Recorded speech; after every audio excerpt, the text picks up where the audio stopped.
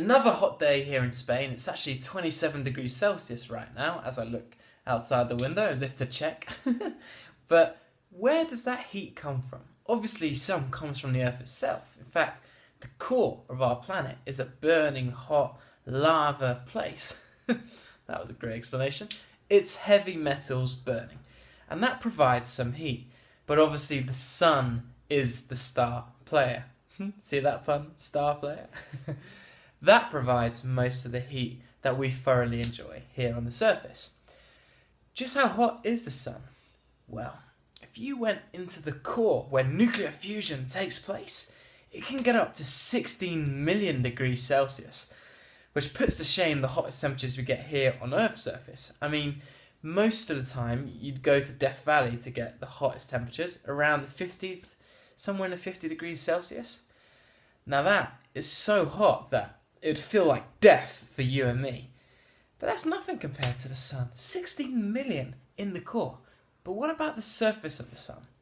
Well, that's a lot cooler. It's about 5,000 or 6,000 degrees Celsius.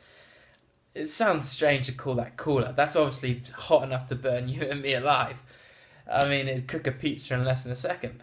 But what about Earth's core? I already told you it's a hot lava place. I've got to come up with better ways to explain that.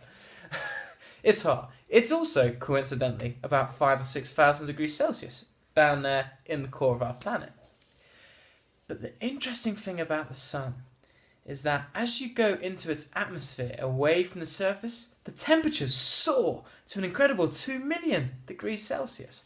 How does it go from 16 million down to 6,000, then up to 2 million again?